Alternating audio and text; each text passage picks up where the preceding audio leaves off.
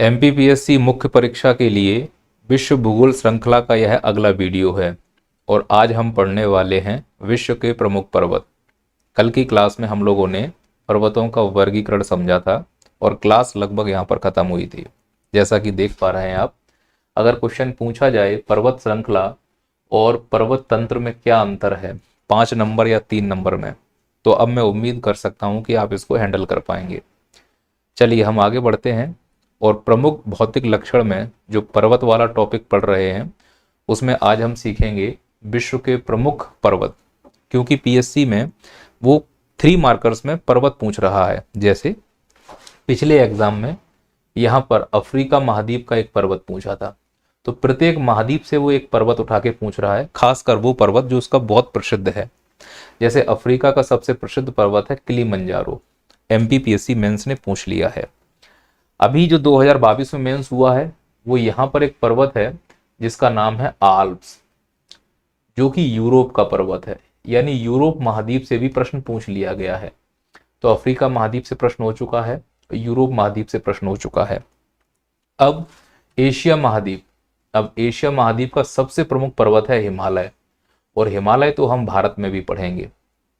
फिर वो पूछेगा उत्तर अमेरिका महाद्वीप, नॉर्थ अमेरिका महाद्वीप के पर्वतों के बारे में, फिर साउथ अमेरिका महाद्वीप के पर्वतों के बारे में, फिर ऑस्ट्रेलिया महाद्वीप के पर्वतों के बारे में, और जिस पर कोई ध्यान नहीं दे रहा है वो है अंटार्कटिका महाद्वीप।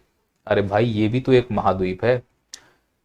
तो 2 महाद्वीपों से प्रश्न पूछे जा चुके हैं। इसके बावजूद हम सभी महाद्वीपों के पर्वतों को अच्छे से समझेंगे और उनके 3-3 नंबर के फैक्ट निकालने की कोशिश करेंगे। शुरू करें।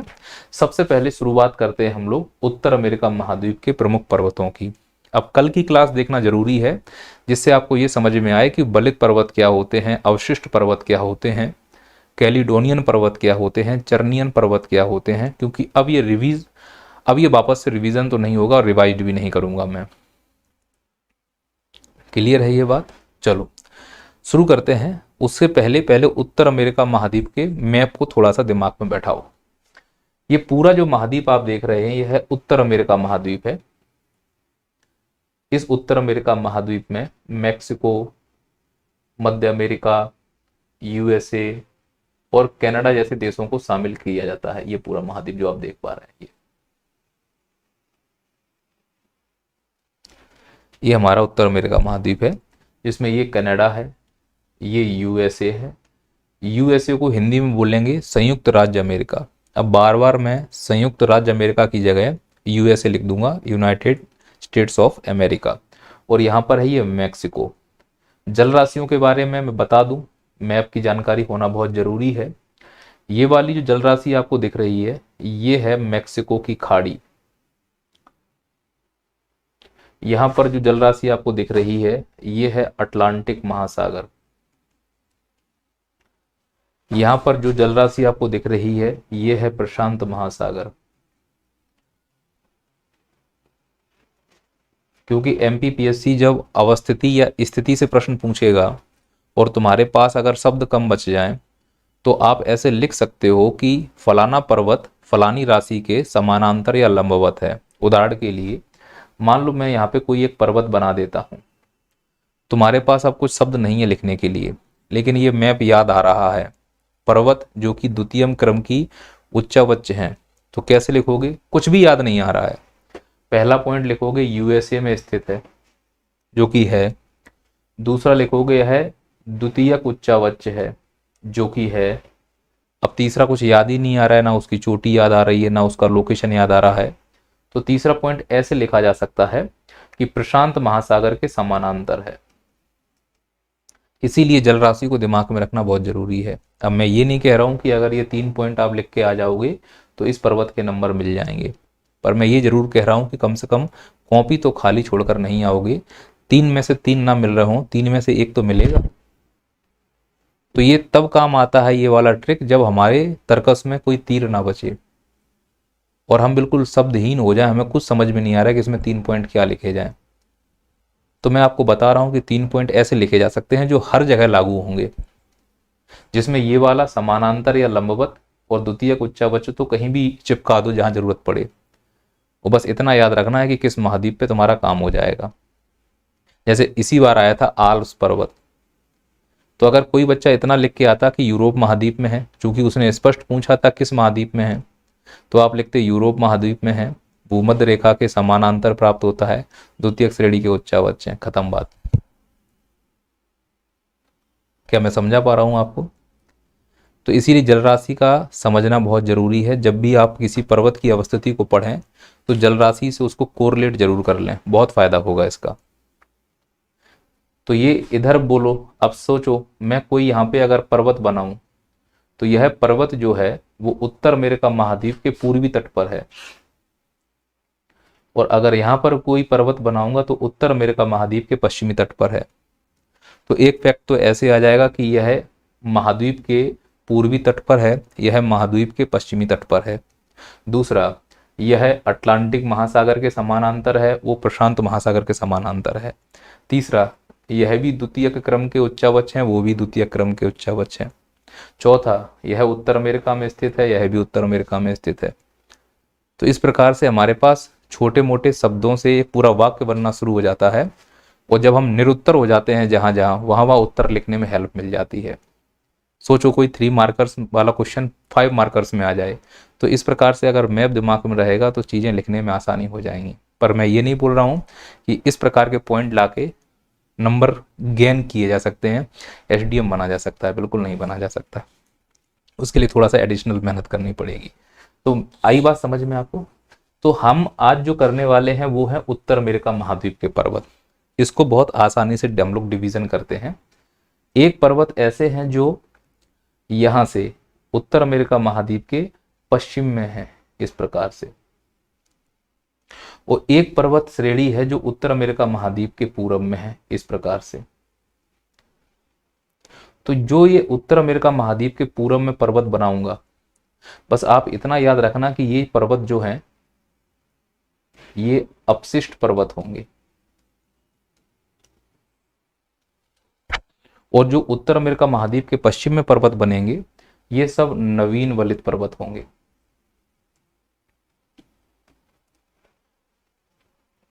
अब तुम्हें जो भी पर्वत मैं यहां पे बनाता हुआ दिखाई दूं उसमें एक पॉइंट तो अपने आप ऐड कर लेना कि नवीन वलित पर्वत हैं, और अगर महाद्वीप के पूरब में कुछ बनाता हुआ दिखाई दूं तो समझ जाना कि वो अवशिष्ट पर्वत हैं। बोलूंगा नहीं, फिर भी समझना है। अब उदाहरण के लिए समझो, इस पर्वत का नाम है रॉकी पर्वत। अब तुम्हारे तर्कस में देखो तीर कितने इकट्ठे हो गए।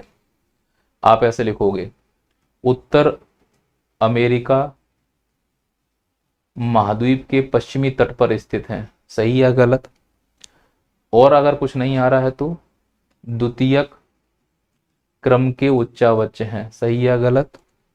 तीसरा बोलो, नवीन वलित पर्वत हैं। चौथा बोलो, प्रशांत महासागर के समानांतर हैं। आप मेरी बात समझ पा रहे हो? जो बच्चे पहली बार पीएससी कर रहे हैं, ये मैं बात उनसे बोलना चाह रहा हूं कि बेटा कभी कभी होता क्या है कि हमें 30 यूनिट पढ़नी होती है, पता है मेंस में, केवल ज्योग्राफी अकेला तो रोना है। तो तुम बच्चे बहुत विद्वान और मेरी नज़र में बहुत काबिल होते हो, क्योंकि मैं तो ज्योग्राफी का टीचर हूँ, मुझे केवल ज्योग्राफी से मतलब है, तो मैं तो ज्योग्राफी रट के बैठा हूँ। तो मैं चाहूँ तो यहाँ 50 पॉइंट लिख दूँ उदाहरण के तौर पर आपको केवल ज्योग्राफी नहीं पढ़नी है, हिस्ट्री भी पढ़नी है, पॉलिटी भी पढ़नी है, ऐसे 30 यूनिट पढ़नी है। और 30 यूनिट में कितने ऐसे पॉइंट होंगे जो तुम कैरी करके चलते हो। तो तुम लोगों को तो मेरा नमन है। पीएससी पढ़ना अपने आप में एक बहुत बड़ी बात है, और जितने भी पीएससी के स्टूडेंट होते हैं ना, वो सब टीचर ज़्यादा होशियार होते हैं, क्योंकि टीचर किसी एक सब्जेक्ट में माहिर होता है और पीएससी का स्टूडेंट सभी सब्जेक्ट में माहिर होता है।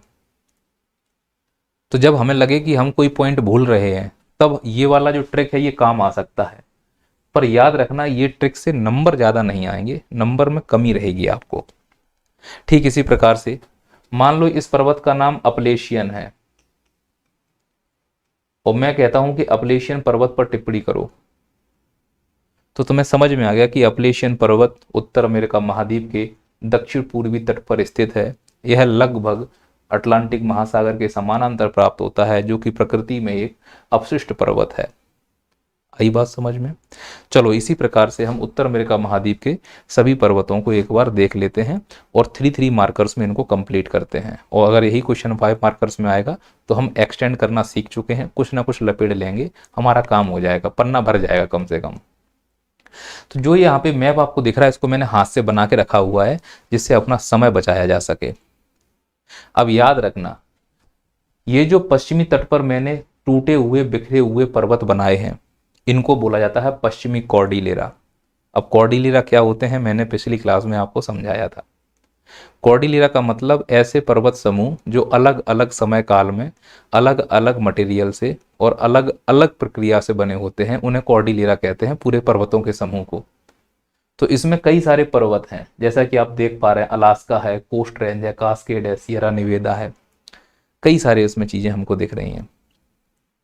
और ये जो दिख रही है अलग से ये रॉकी है। इन सभी में सबसे लंबा जो मुझे दिख रहा है वो रॉकी पर्वत श्रेणी है। रॉकी पर्वत श्रेणी पश्चिमी कॉर्डिलेरा का ही एक हिस्सा है। तो अगर पीएससी में ये पूछ दिया जाए कि पश्चिमी कॉर्डिलेरा पर टिप्पणी कीजिए तो आप समझ जाओगे कि यह उत्तर अमेरिका महाद्वीप के पर्वतों के समूह की बात कर रहा है। उसका जो कंटेंट होगा वो कुछ ऐसा दिखाई देगा हमको, जैसे यहाँ पे दिखाया कि पश्चिमी कॉर्डिलेरा, तो इसका उत्तर ये हो जाएगा कि यह प्रशांत कॉर्डिलेरा भी कहा जाता है इसको। भैया प्रशांत कॉर्डिलेरा क्यों कह रहे हैं आप ही बताओ मुझे?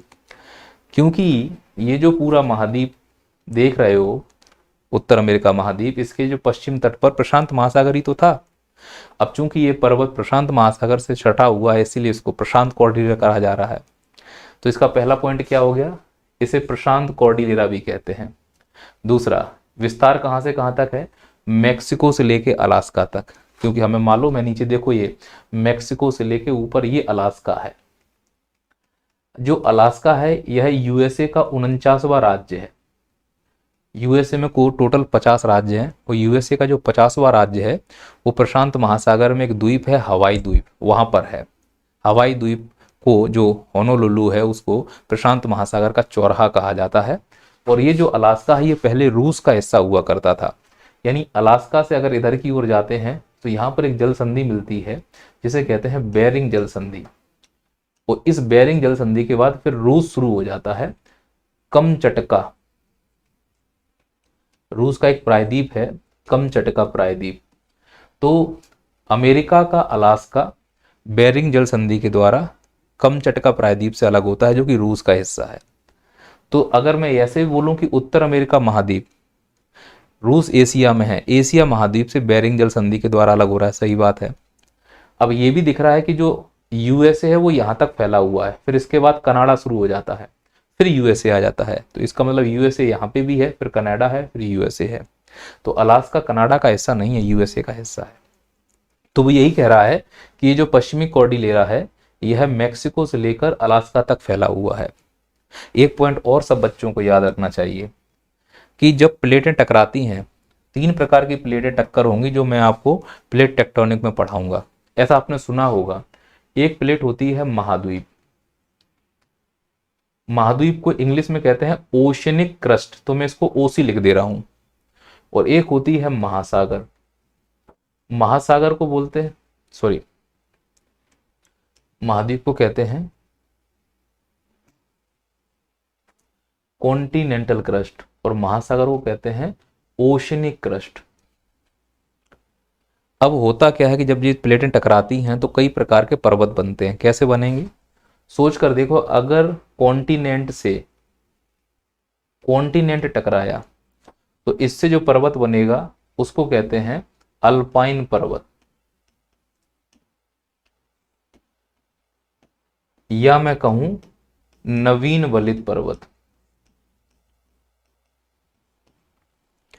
अगर कॉन्टिनेंट से ओशियन की प्लेट टकराएगी तो इससे बनता है कॉर्डिलेरा।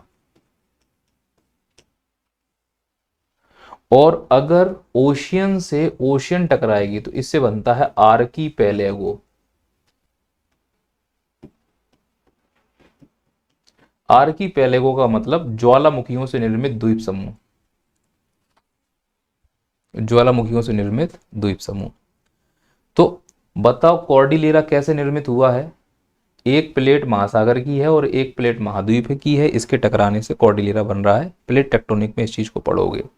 तो वही हमें क्लास में समझना है कि अगर हमसे पूछा जा रहा है कि पश्चिमी कॉर्डिलेरा पर टिप्पणी करो, तो बोल देना कि इसे प्रशांत कॉर्डिलेरा भी कहते हैं। मैक्सिको से लेकर अलास्का तक इसका विस्तार है और यह समानांतर श्रेणियों में विभाजित है। कई सारी समानांतर श्रेणियां दिख रही हैं, 1 2 3 4 5 6, सही बात है, समानांतर श्रेणियों में विभाजित है। और इसकी प्रमुख श्रेणियों में रॉकी है, अलास्का है, सियरा नेवादा है, कास्केड है, कोस्ट रेंज है। इस प्रकार से इस उत्तर को खत्म किया जा सकता है। अगर इसमें और लिखना है तो महासागर और महाद्वीपीय प्लेटों के टक्कर से बना है। फिर जब आगे आप सीखोगे प्लेट टेक्टोनिक, तब मालूम चलेगा कि ज्वान डी फूका और नाजका प्लेटें टकराई। तो ज्वान डी फूका जब प्रशांत से टकराई तो रॉकी बना, और जब नाजका और कोकस टकराए तो फिर वो एंडीज बना। इस प्रकार की चीज़ें आगे आपको सीखने को मिलेंगी, अभी कंफ्यूज हो जाओगे। फिलहाल तो आप ये स्क्रीनशॉट ले लो कि पश्चिमी कॉर्डिलेरा क्या कहते हैं। तो ये तुम्हारे सामने पश्चिमी कॉर्डिलेरा है। एक क्वेश्चन कंप्लीट हो गया एमपीपीएससी की दृष्टि से। अब फुटकर में प्रश्न पूछते हैं। पहला प्रश्न पूछेगा, क्या प्रश्न है पहला? ब्रुक्स श्रेणी किसे कहते हैं? दूसरा अलास्का रेंज, तीसरा कोस्ट रेंज, चौथा कास्केड रेंज, पांचवा सियरा, और फिर एक आएगा रॉकी रेंज। तो मैं क्लियर कर दूं कि जो मैंने इस प्रकार से लाइनें खींची हैं ये सब पर्वत हैं, और यहां पर देखो दो पर्वतों के बीच में मैंने नीला रंग बनाया है, और जो गोल गोल बनाए हुए हैं ये सब पठार हैं। ये सब क्या है? पठार है। और ऐसे पठार जो दो पर्वतों के बीच में पाए जाते हैं उनको अंतरा पर्वतीय पठार कहते हैं। तो इस हिसाब से जो नीले रंग में डब्बा है ये अंतरा पर्वतीय पठार है, जो ब्रुक्स रेंज और अलास्का रेंज के बीच में मिल रहा है। बोलो हाँ या ना। अगर ये पठार है तो इसका कोई नाम होना चाहिए। इसका नाम है यूकॉन का पठार। अब सोचो पीएससी जब पठार में पढ़ाऊंगा आपको तो वहां कॉन्सेप्ट क्लियर हो गया। क्या कॉन्सेप्ट क्लियर हुआ? यूकॉन का पठार आ गया तो आप लिखोगे पहला पॉइंट, यह है द्वितीय क्रम के उच्चावच हैं। सिखाया है मैंने, पठार हो चाहे पर्वत हो, कुछ नहीं आ रहा है तो द्वितीय क्रम के उच्चावच हैं। दूसरा, यह उत्तर अमेरिका महाद्वीप में स्थित है।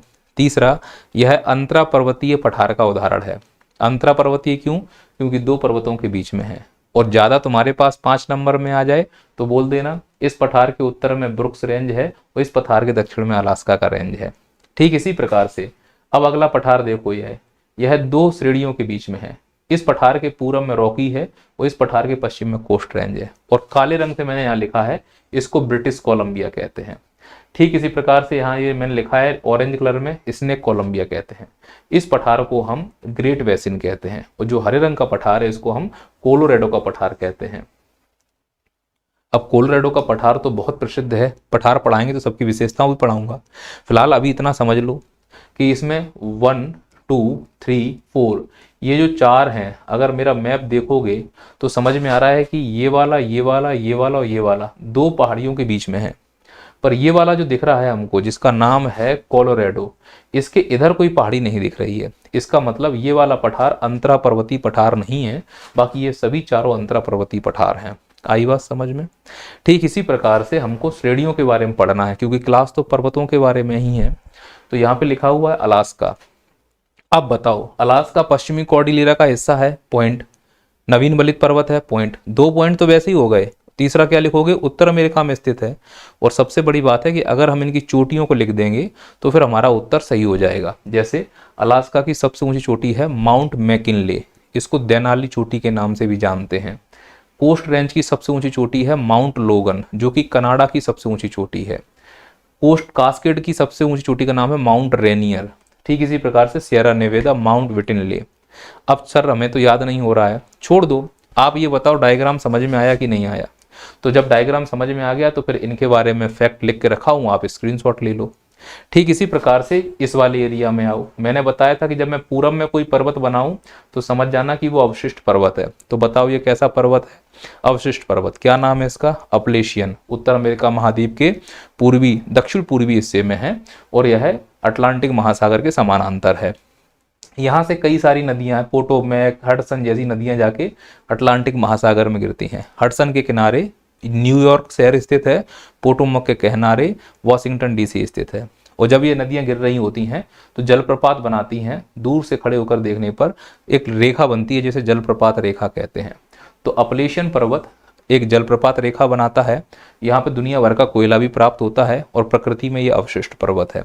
अब इनके पूरे फैक्ट हैं जो यहाँ पे लिखे हुए हैं, पीएससी में ज़्यादा जाना नहीं है, फैक्चुअल चीज़ें हैं जो आप सीख लो यहाँ पे।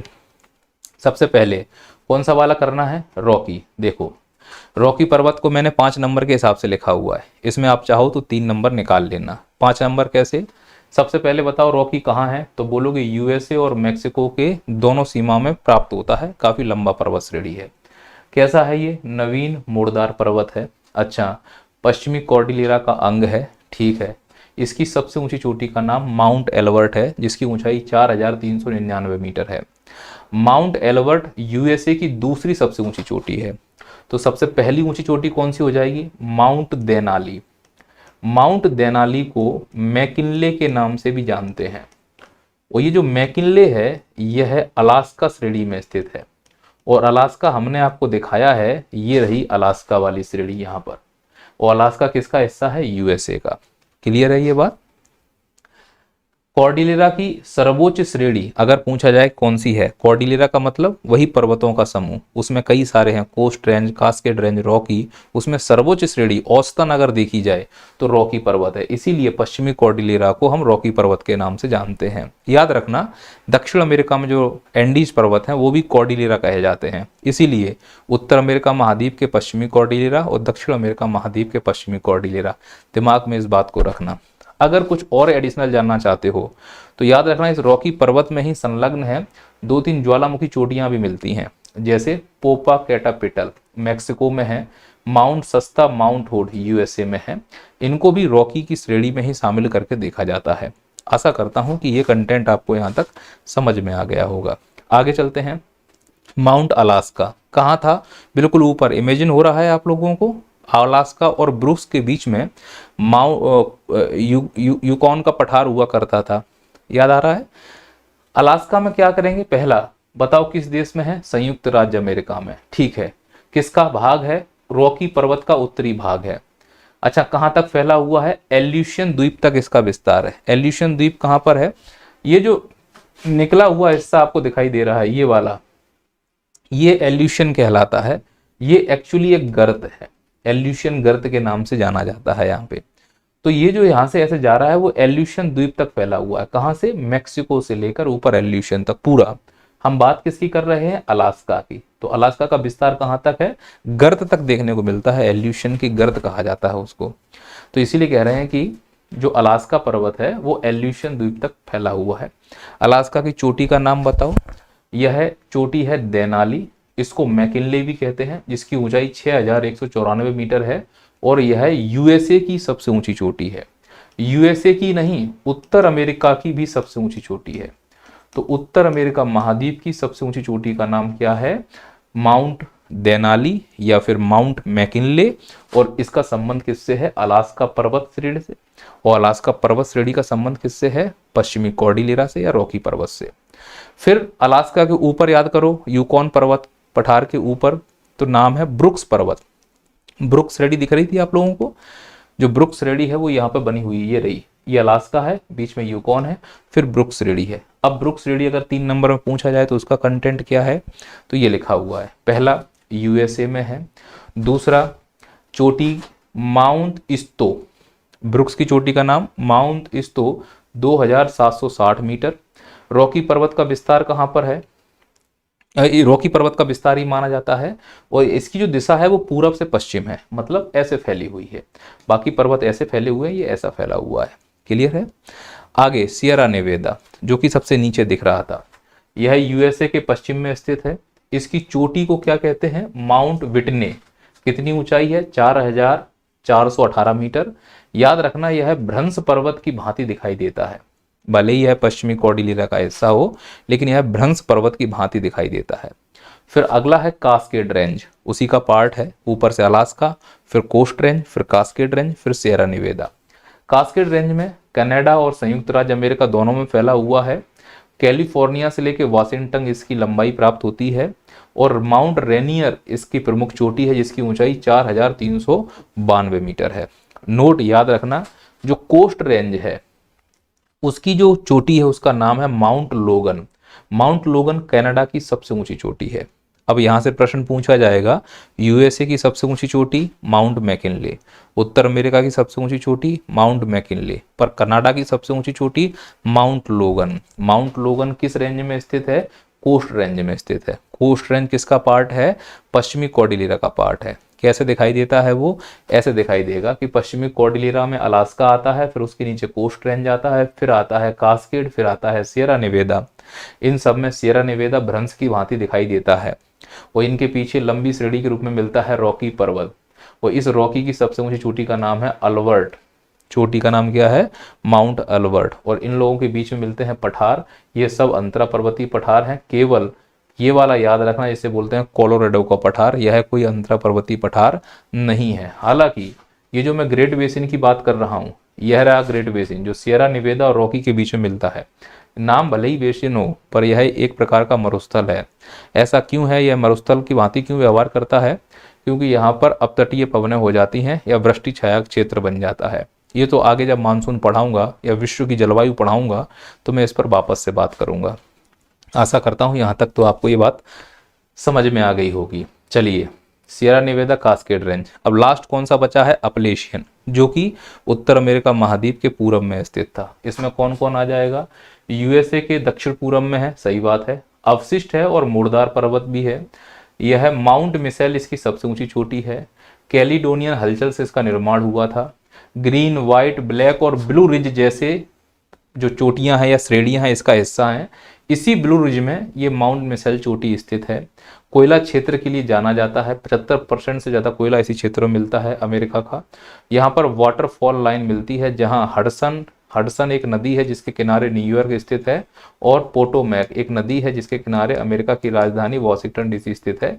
जैसी नदियां अटलांटिक महासागर में गिरकर जलप्रपात रेखा बना रही होती हैं, जब बोस्टन, न्यूयॉर्क इत्यादि जैसे शहर बड़ी स्टाइल से स्थित हैं। आशा करता हूँ ये बात यहाँ तक समझ में आ गई होगी।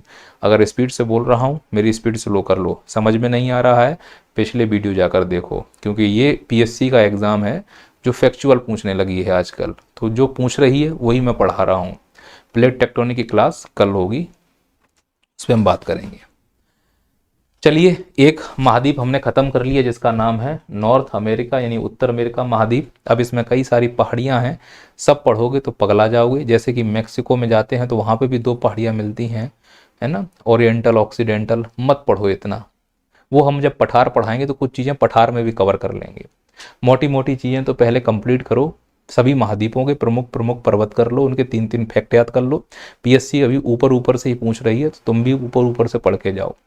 ज़्यादा ज्ञानी बनना है तो एप्लीकेशन पर डला हुआ है मैपिंग का क्लास, जाके पढ़ो। पूरा मैपिंग पढ़ाया, डिटेल में घुस घुस के पढ़ाया है मैंने तो, पर इतना क्या करोगे पढ़ के। अब अगला नंबर किसका है? अब हम पढ़ रहे हैं दक्षिण अमेरिका महाद्वीप। अब देखो ध्यान से मैं क्या कहना चाह रहा हूं। जिस प्रकार से उत्तर अमेरिका महाद्वीप के इस पश्चिम में पश्चिमी कॉर्डिलेरा कहलाया, ठीक इसी प्रकार से दक्षिण अमेरिका महाद्वीप में भी पश्चिमी कॉर्डिलेरा है। अब यह भी ओशियनिक क्रस्ट और कॉन्टिनेंटल क्रस्ट के टक्कर से बना है, इसलिए इसको भी कॉर्डिलेरा कहते हैं। और यह पर्वत श्रेणी एंडीज के नाम से जानी जाती है। दुनिया की सबसे लंबी पर्वत श्रृंखला मानते हैं हम इसको। यह ऊपर से लेकर नीचे कुल 7 देशों में फैली हुई है और प्रमुख रूप से है दक्षिण अमेरिका महाद्वीप के पश्चिमी तट, यानी कि प्रशांत महासागर के समानांतर प्राप्त होती है। तो एंडीज को लेकर कैसे प्रश्न बन सकते हैं उसको देखिए। एंडीज को पश्चिमी एंडीज पर्वतमाला के नाम से भी जाना जाता है। यह वास्तव में एक नवीन वलित पर्वत है। यह अल्पाइन हलचल के कारण निर्मित हुई है, जिसमें ओशियनिक क्रस्ट और कॉन्टिनेंटल क्रस्ट यानी कि महासागरीय और महाद्वीपीय प्लेटों के टक्कर से इसका निर्माण हुआ। सबसे लंबी पर्वत श्रृंखला है। कहां पर? जमीन पर, पृथ्वी पर नहीं, क्योंकि जब हम पृथ्वी की बात करते हैं तो उसमें जल राशि भी आती है और थल भी आता है। तो थल के ऊपर सबसे लंबी है, लेकिन अगर पृथ्वी की बात करेंगे तो अटलांटिक महासागर का मध्य अटलांटिक कटक सबसे लंबी पर्वत श्रेणी मानी जाती है और यह दूसरी सबसे ऊंची पर्वत श्रेणी है। तो थल के ऊपर सबसे लंबी कौन सी मानी जाएगी? लंबी एंडीज, लेकिन ऊंचाई के मामले में दूसरा है, क्योंकि पहला तो अपना हिमालय है ऊंचाई के मामले में। इसकी सबसे ऊंची चोटी का नाम माउंट एकांकागुआ है। चिली और अर्जेंटीना की सीमा रेखा पर स्थित है, जिसकी कुल ऊंचाई है 6960। यह एक प्रकार का ज्वालामुखी चोटी है, ये पॉइंट याद रख सकते हैं। अब इसमें कई सारे ज्वालामुखी बन रहे हैं, क्यों, वो प्लेट टेक्टोनिक में आप समझोगे। फिलहाल एमपीपीएससी में क्या पूछेंगे, वो पश्चिमी एंडीज पर्वतमाला या पूछेंगे एंडीज पर्वतमाला, 3 नंबर या 5 नंबर। मेरे हिसाब से कंटेंट पर्याप्त है, बाकी बेसिक चीज़ें समझा चुका हूँ। फिर भी फेफड़ों में दर्द हो रहा है तो फिर डिटेल वीडियो एप्लीकेशन पर जाकर देख लो। कहाँ, जियोलॉजी में जाकर जियोलॉजी का कोर्स लेना पड़ेगा, उसमें मैंने प्लेट टेक्टोनिक ढंग से टकराई हैं, इतनी टकराई है कि तुम काम, जितनी तुम्हारे मन में जिज्ञासा है प्रश्न को लेकर, वो सब शांत हो जाएंगी। पर वो काम का नहीं है, मैं क्लियर बोल दे रहा हूँ। पीएससी में उतना पढ़ो जितना काम का हो। ज्ञानी बनना है तो बात अलग है, और हम लोग ज्ञानी ही बनते हैं, पीएससी की डिमांड को फुलफिल नहीं करते हैं। पीएससी की डिमांड केवल इतनी है, पर इससे हमारा पेट नहीं भर रहा है, ऐसा लग रहा है कुछ और दे दिया जाए सर। तो ज़्यादा अंदर रखने से क्या फ़ायदा जब उसको तुम बाहर उकेर ही नहीं पाओ कॉपी पे लिखते समय। चलिए, अगला महाद्वीप है हमारा एशिया महाद्वीप। एशिया महाद्वीप को समझने के लिए इसके पूरे स्ट्रक्चर को समझना पड़ेगा, क्योंकि इसमें जो पर्वत फैले हुए हैं वो बहुत ही क्लिष्ट प्रकार से फैले हुए हैं। जैसे ये तुमको दिख रहा है, ये हमारा भारत है, ऊपर जाते हैं यहाँ हिमालय है, और यहाँ पर एक पठार है जिसे बोलते हैं पामीर का पठार। और ऐसे मानते हैं कि दुनिया भर के पर्वत जो एशिया में फैले हुए हैं, उन सभी पर्वतों की उत्पत्ति इसी से हुई है। किससे? पामीर से, पठार से। इसीलिए पामीर के पठार को दुनिया की छत भी कहा जाता है। सब पिलर की भांति से जुड़े हुए हैं। अब पामीर की पठार को पामीर की गांठ भी कहते हैं। तो एमपीपीएससी कल को अगर पूछ दे कि पामीर की गांठ पर टिप्पणी करो, तब समझ में आ जाएगा कि अरे ये तो बड़ी प्रॉब्लम वाली बात है, कि सर ने डिटेल में पढ़ा देते तो काम हो जाता। डिटेल में पढ़ा रहा हूँ मैं, अपने दिमाग में इस मैप को छाप लो, शायद काम आएगा। जैसे समझो, ये मैंने मैप पहले से बना के रखा हुआ है, ये है हमारा भारत, इंडिया कोई नहीं बोलेगा। अब भारत के ऊपर जाते हैं तो हमें मालूम है मैदान मिलता है, फिर तराई मिलता है, फिर भावर मिलता है, फिर हिमालय की शुरुआत हो जाती है। तो सपोज करो कि ये वाला जो मैंने पिंक कलर से बनाया है, ये हमारा हिमालय है। पिंक कलर से मैंने क्या बना दिया है? हिमालय। और हिमालय बाद में जाके पूर्वोत्तर में जाके इस प्रकार से झुक जा रहा है, तो इसका नाम है पूर्वांचल हिमालय।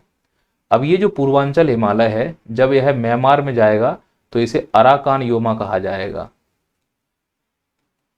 Arakan Yoma. सीधी सी बात मैं ये कहना चाह रहा हूं भैया, कि जो हिमालय, हमें हिमालय दिख रहा है, वो पूर्वोत्तर भारत में पूर्वांचल कहलाने लगता है।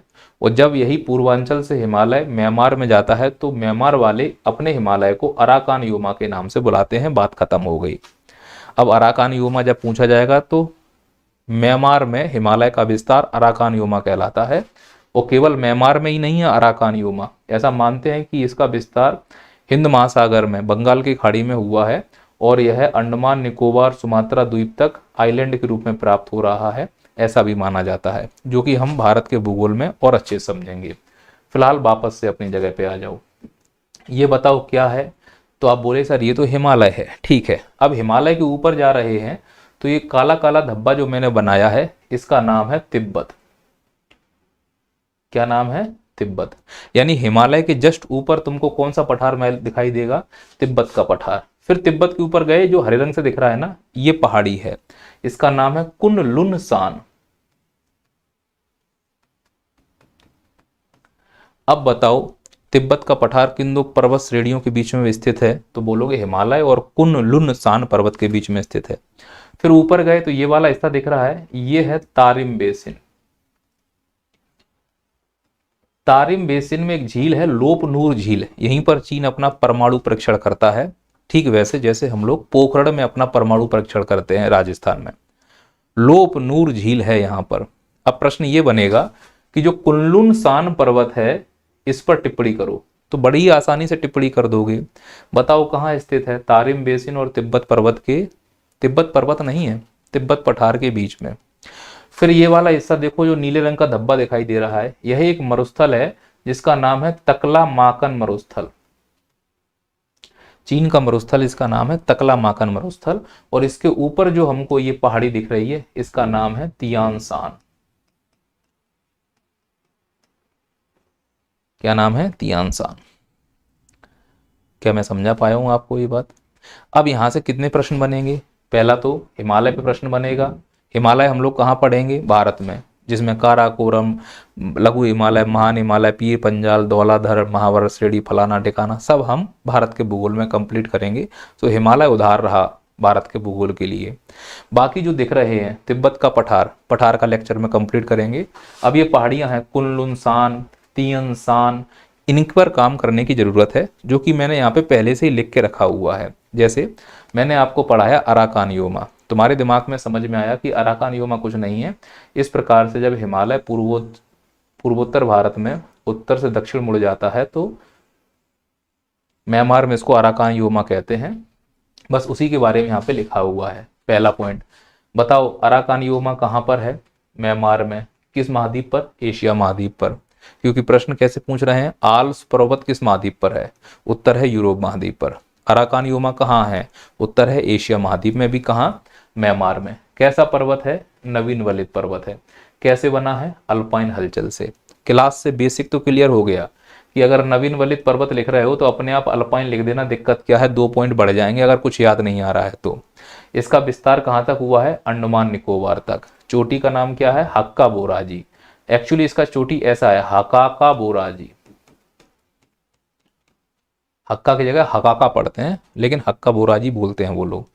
तो ये हो गया तुम्हारा अराकान योमा 3 नंबर और 5 नंबर में। डायग्राम मैंने समझा दिया। कहाँ समझाया था? यहाँ पे। ये रहा अराकान योमा। अगला नंबर कौन है? कुनलुनसान। और कौन है? तियानसान। भाई को भी निपटा लो। पहले बात करते हैं तियानसान पर। अब तियानसान कहाँ है? समझ में आ रहा है। किससे निकला हुआ है? पामीर से। पामीर कहाँ था? ऐसा। पामीर की ये दिशा क्या है? उत्तर पूर्व। तो तुम बोलोगे है पामीर का उत्तर पूर्वी विस्तार है। 1 पॉइंट बढ़ जाएगा। अगर तुम्हारे पास अच्छे शब्द हैं तो फिर इसको तुम रिजर्व में रखना कि जरूरत पड़ने पर इसको यूज करेंगे। लेकिन मैं क्या लिख रहा हूं कि देखो ये तियानसान चीन में है, कजाकिस्तान और किर्गिस्तान में है, क्योंकि वो अवस्थिति और स्थिति पे प्रश्न बहुत पूछते हैं। तो तियानसान एक पर्वत है, चीन, कजाकिस्तान और किर्गिस्तान तक मिलता है। इसकी चोटी है विक्ट्री पीक, जिसकी ऊंचाई है 7439 मीटर, और यह हर्षिनियन हलचल से बना हुआ है। अब हर्षिनियन हलचल वाले पर्वत किस कैटेगरी के होते हैं ये मैंने शुरू में सिखाया है आपको। अब आते हैं कुनलुनसान। कुनलुनसान कहाँ है सर? ये रहा। हमने पढ़ा था ना कुनलुनसान। कुनलुनसान जो तिब्बत के जस्ट ऊपर है। तो मैं कैसे बोल सकता हूं कि यह तारिम बेसिन और तिब्बत के मध्य स्थित है। वही तो यहाँ पे लिख रहा हूं, यह तारिम बेसिन और तिब्बत के मध्य स्थित है। इसकी चोटी का नाम है कुनलुन गॉडसे, और यह अल्पाइन हलचल से बना हुआ है। आशा करता हूं कि आपको मेरी बात समझ में आ गई होगी। चलिए, ये वाला डायग्राम यहाँ पे कंप्लीट हो गया। इस डायग्राम को हम आगे शिफ्ट कर लेते हैं। आगे क्यों शिफ्ट कर रहे हैं? जिससे हम बाकी लोगों को कंप्लीट कर पाए। आशा करते हैं आप मेरी बात समझ पा रहे होंगे।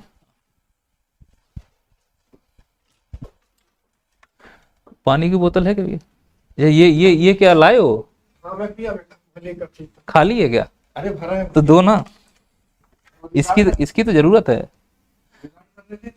अरे अगर नारियल लेने गए थे तो ठेका तक चले जाते, बोतल ही ले आते सीधा। कल आ जाएगी। मैं सही बता रहा हूँ, अगर मेरे को मतलब हाथ में पकड़ा दिया ना बोतल तो ज्योग्राफी बच्चों को ज्यादा समझ में आए। लेकिन शर्त है कि बच्चों को भी पीना पड़ेगा। और तुम लोग तो वैसे भी बेवड़े हो, नालायक हो। सर लेके आए हैं, मेरा गला सूख रहा है। बड़ा अच्छा लग रहा है नारियल पानी पीते समय। तुम लोग भी आराम कर लो। ये कट लगा देना प्रभु, नहीं तो बच्चे बोलेंगे माड़ा साहब दारू भी पीते हैं। और वैसे भी बच्चों के पैसे में थोड़ा ना पी रहा हूं। अगर मैं दारू ना पीऊँ ना तो मध्य प्रदेश का भट्टा बैठ जाए, क्योंकि मध्य प्रदेश की पूरी इकोनॉमी दारू पे चल रही है ना। हर 10 कदम पे दारू के ठेके खुले हैं। वो दुकान कैसे चलेगी? हम ही जैसे भले लोग चला रहे हैं।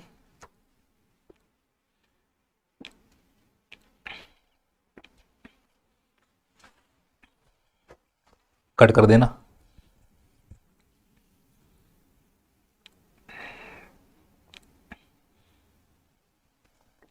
चलो बाद में पिएंगे।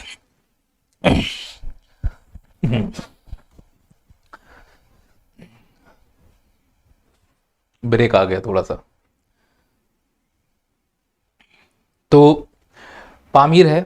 अब देखो ये पामीर का पठार है, तो पामीर का ये वाला जो हिस्सा है ये दक्षिण पूरब हो जाएगा, ये उत्तर पूरब हो जाएगा, ये उत्तर पश्चिम हो जाएगा, दक्षिण पश्चिम हो जाएगा। तो इस हिसाब से जो तियनसान है वो पामीर की गांठ का उत्तर पूर्वी विस्तार है। ठीक इसी प्रकार से हिमालय पामीर की गांठ का दक्षिण पूर्वी विस्तार है।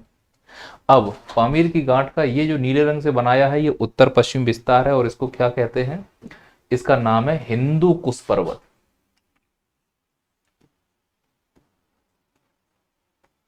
हिंदू कुश पर्वत। अब हिंदू कुश पर्वत जो यहाँ पे दिख रहा है, यहां पर एक चोटी है हिंदू कुश पर्वत पे जिसका नाम है त्रिच मीर, और यह पाकिस्तान की सबसे ऊंची चोटी है। इसका मतलब हिंदू कुश पर्वत पाकिस्तान में भी है और हिंदू कुश पर्वत की जो त्रिच मीर चोटी है वो पाकिस्तान में स्थित है, जो कि पाकिस्तान की सबसे ऊंची चोटी है। पर हिंदू कुश अकेला पाकिस्तान में नहीं है, और भी कहीं है। तो पहले हिंदू कुश के फैक्ट समझो। देखो यहाँ पे पहला पॉइंट, हिंदू कुश पर्वत पाकिस्तान और अफगानिस्तान में फैला हुआ है। अच्छा, तुम्हें कुछ याद नहीं आए तो क्या याद रखोगे कि यहां पर है ये पामीर, तो तुम ऐसे लिखोगे हिंदू कुश पामीर की गांठ का उत्तर पश्चिम विस्तार है। एक लाइन मिल गई 5 नंबर में, अगर आ जाए, शब्द कम पढ़ रहे हो तो। चोटी कौन सी है इसकी, त्रिच मीर। कितनी ऊंचाई है, 7,708 मीटर, और यह है पाकिस्तान की सबसे ऊंची चोटी है, याद रखना। दर्रा इसमें कौन सा स्थित है, खैबर दर्रा, और यह हिमालय का पश्चिमी विस्तार माना जाता है। हिमालय का पश्चिमी विस्तार हिंदू कुश माना जाता है, जो पाकिस्तान के साथ साथ अफगानिस्तान में मिलता है, पर वास्तव में यह पामीर की गांठ का उत्तर पश्चिमी विस्तार है। मेरे हिसाब से इतना पर्याप्त है। अगर यह हिमालय का विस्तार है तो यह भी अल्पाइन हलचल से बना होगा, और यह भी बलित पर्वत होगा, और इसमें भी अवसादी और जलद चट्टानें होंगी, जो कि बलित पर्वत की विशेषताएं वो सब इसकी विशेषताएं हो जाएंगी। आई बात समझ में? तो अगर हिंदू कुश पूछा जाएगा तो बलित पर्वत की पूरी विशेषताएं घुसेड़ देना हिंदू कुश में। तो 5 नंबर में आए, कंटेंट बढ़ा लेना। 3 नंबर में आए, जैसे का तैसा छाप के चले आना। अब नीचे वाला हिस्सा देखो, ये जो दिख रहा है ना, जो ऑरेंज रंग से दिख रहा होगा, यह पामीर के गांठ का दक्षिण पूर्वी विस्तार है, और इसका नाम है यहां पर, इसका नाम है सुलेमान। इसको सुलेमान भी बोलते हैं पाकिस्तानी वाले। क्या नाम है इसका, सुलेमान। और इस सुलेमान का एक विस्तार है जिसे बोलते हैं किरथर, और यह किरथर की श्रेणी आगे जाती है और मकरान श्रेणी के नाम से जानी जाती है। यानी कुछ मैं ऐसा कहना चाह रहा हूं, ध्यान से सुनो, कि पामीर के पठार का दक्षिण पूर्वी विस्तार सुलेमान, सुलेमान का विस्तार किरथर, किरथर का विस्तार मकरान। इसी मकरान के तट पर सिंधु नदी अपना मुहाना बनाती, जहां पर ग्वादर पोर्ट है, जो कि आप नदियों में पढ़ोगे जब मैं भारत की नदियां या विश्व की नदियां पढ़ाऊंगा। तो फिलहाल ये जो किरथर है, इससे लेकर एक प्रश्न बन सकता है। यहां पर एक दर्रा है किरथर में, और उस दर्रे को कहते हैं उस दर्रे को कहते हैं बोलन दर्रा। क्या कहते हैं, बोलन दर्रा। तो एक खैबर दर्रा हमने कहां पढ़ा था, खैबर दर्रा पढ़ा है हमने हिंदू कुश में, और बोलन दर्रा कहां है, किरथर में। अब पहले हम किस पे बात कर लें, सुलेमान पर, फिर किस पे बात करेंगे, किरथर पर। पहले सुलेमान सुनो। यह पूरी तरह से पाकिस्तान में स्थित है। इसकी चोटी का नाम है तल्ख ए सुलेमान। यह अल्पाइन हलचल से बना है, बाकी चीजें जोड़ लेना, नवीन बलित पर्वत है।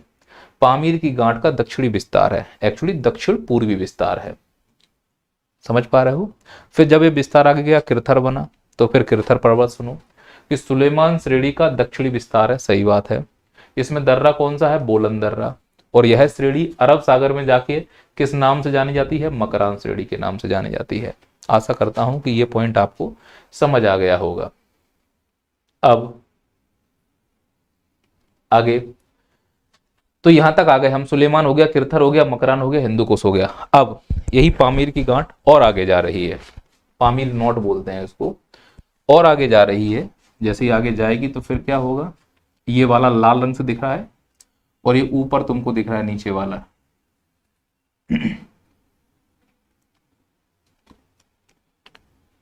ये एल्ब्रुज, और इसके आगे मिलेगा हमको जाग्रोस। 2 पर्वत हैं जो हमको समझना है, एल्ब्रुज और जाग्रोस।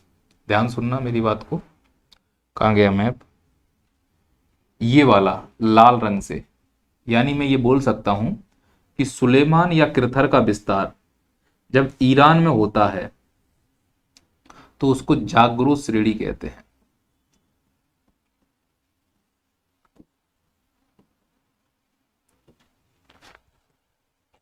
कुछ नहीं करना है बेटा, पामीर से सुलेमान आना है, सुलेमान से किरथर आना है और किरथर को फिर जाग्रोस कर देना है। और जब जाग्रोस करना तो ध्यान रखना कि ये पूरी तरह से ईरान में कर लेना है इसको। ठीक इसी प्रकार से पामीर से निकला हिंदुकुश, हिंदुकुश आगे गया ईरान में तो नाम बदल गया, और नाम बदल गया तो यह हो गया एलबुर्ज। इस श्रेणी का नाम जो काले रंग में दिख रही है इसका नाम एलबुर्ज हो गया। इसी एलबुर्ज में यहां पर एक चोटी है जिसका नाम है देवमंद, और यह ईरान की सबसे ऊंची चोटी है और यह मृत ज्वालामुखी का भी सबसे अच्छा उदाहरण है। अब आप पूछोगे सर, जब हिंदुकुश एक नवीन वलित पर्वत है, एलब्रुज भी एक नवीन वलित पर्वत की भांति व्यवहार कर रहा है, तो देवमंद में ज्वालामुखी कैसे फट गए? तो इसका प्रमुख कारण है मध्य महाद्वीपीय पेटी का प्रभाव। ये कहां समझ में आएगा? Plate tectonic. मत फंसो इसमें, तुम तो बस इतना ध्यान रखो, हिंदुकुश आएगा लिख देंगे, एलब्रुज आएगा लिख देंगे, जाग्रोस आएगा लिख देंगे। कैसे लिखेंगे? ऐसे लिखेंगे। किरथर कंप्लीट हो गया। अब आते हैं एलब्रुज पर। याद रखना, एलब्रुज और एलब्रुस में अंतर है। ये जो एलब्रुज है ये पर्वत है ईरान का, और जो एलब्रुस है ये चोटी है यूरोप की, सबसे ऊंची चोटी है यूरोप की, 5642 मीटर ऊंचाई है, और यह काकेसस पर्वत में स्थित है। और यूरोप से अभी पर्वत पूछा था आल्प्स, माउंट ब्लांक उसकी चोटी है जो यूरोप की दूसरी सबसे ऊंची चोटी है, फ्रांस में स्थित है। तो एलब्रुस पूछ रहा है कि एलब्रुज पूछ रहा है, इन दोनों में फर्क है, ध्यान रखना, गलती करके मत आना।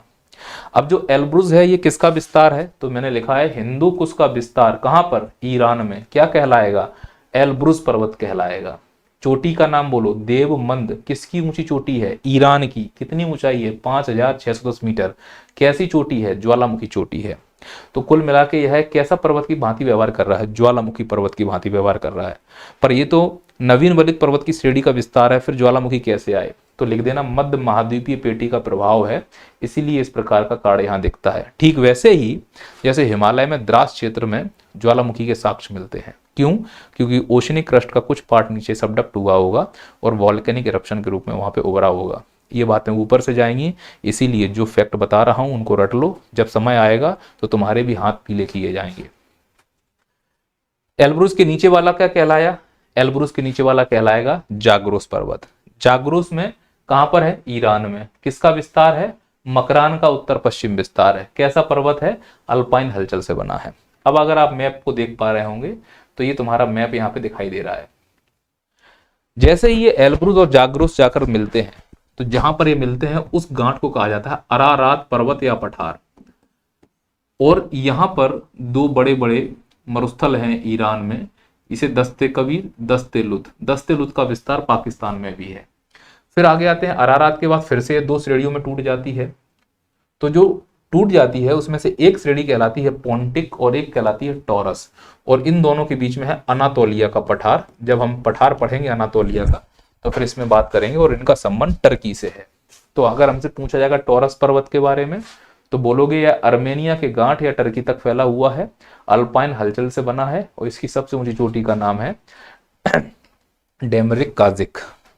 क्लियर है? ऊंचाई है 3756 मीटर।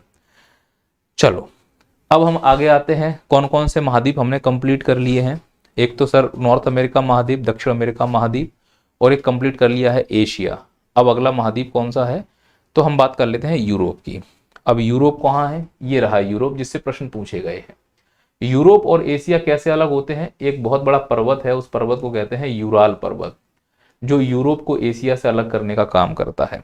तो यूरोप में जो यूरोप को जो एशिया से अलग कर रहा है उसी से शुरुआत करते हैं। सबसे पहले देखते हैं यूराल पर्वत प्रमुख रूप से कहां पर है? रूस देश में। महाद्वीप कौन सा पड़ता है? यूरोप महाद्वीप, या मैं कहूं एशिया महाद्वीप। दोनों में, यूरोप और एशिया दोनों में फैला है। क्यों? क्योंकि यह यूरोप और एशिया दोनों की सीमा रेखा बनाता है। यह प्रकृति में एक वलित पर्वत है।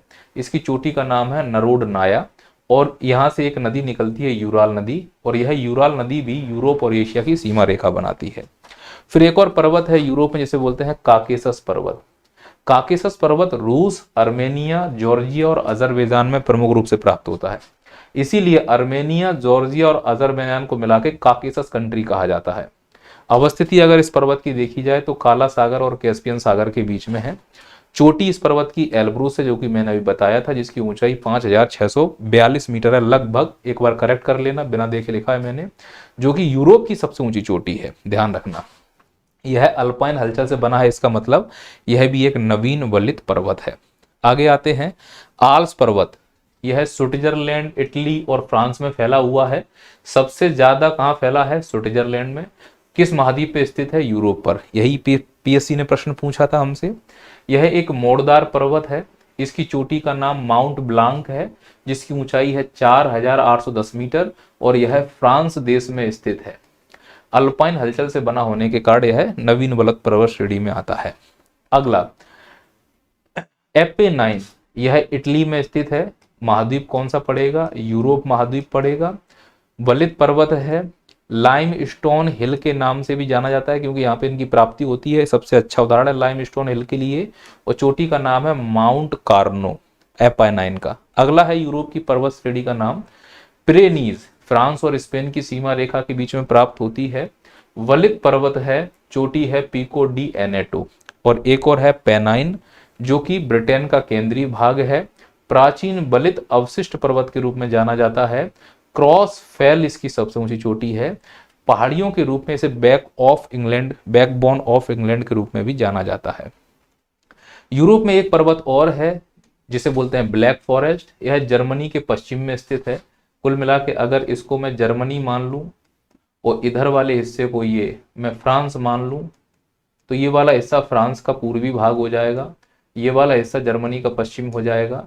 इसको मैं कह रहा हूं ब्लैक फॉरेस्ट, इसको मैं कह रहा हूं वॉस्चेर। इन दोनों के बीच में है राइन नदी, जो भ्रंश घाटी में बहती है। तो ब्लैक फॉरेस्ट जर्मनी के पश्चिम में है। भ्रंश पर्वत है, हर्सिनियन समय काल में बना। ठीक इसी प्रकार से वॉस्जेस फ्रांस के पूर्व में स्थित है। हॉर्स्ट पर्वत है, यह भी हर्सिन काल में बना। बस फर्क इतना है कि ये एक ब्लॉक पर्वत है, ये एक हॉर्स्ट पर्वत है। जूरा पर्वत, यह फ्रांस यूरोप में स्थित है। फ्रांस और स्विट्जरलैंड की सीमा रेखा बनाता है। इसकी चोटी का नाम है नीगे। तो इस प्रकार से यूरोप के प्रमुख पर्वत हमने कंप्लीट कर लिए। अब आते हैं अफ्रीका के पर्वतों पर। अफ्रीका महाद्वीप आपको ये दिख रहा है। इस अफ्रीका महाद्वीप में अगर आप देखोगे तो यहाँ पर है एटलस पर्वत, जो अफ्रीका के उत्तर पश्चिम में स्थित है।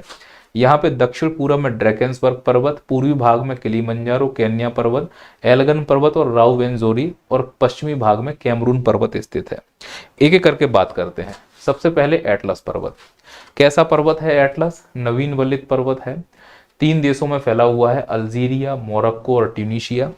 इस पर्वत की सबसे ऊंची चोटी का नाम है माउंट टोबोकुल, जिसकी कुल ऊंचाई 4165 मीटर है। और यह चोटी मोरक्को देश में है। और अगर श्रेणी की बात करें तो हाई एटलस श्रेणी। यह कई श्रेणियों में बटा हुआ पर्वत है। High Atlas, Mid Atlas, Anti Atlas, Sahara Atlas, Maritime Atlas. 5 number में आएगा, छाप के चले जाना, काम हो जाएगा। अगला है माउंट कैमरून, जो कि अफ्रीका महाद्वीप के पश्चिम भाग में स्थित है। यह एकमात्र सक्रिय ज्वालामुखी पर्वत है अफ्रीका महाद्वीप का, ठीक वैसे जैसे एटलस एकमात्र वलित पर्वत है अफ्रीका महाद्वीप का, ठीक उसी प्रकार से कैमरून एकमात्र सक्रिय ज्वालामुखी पर्वत है।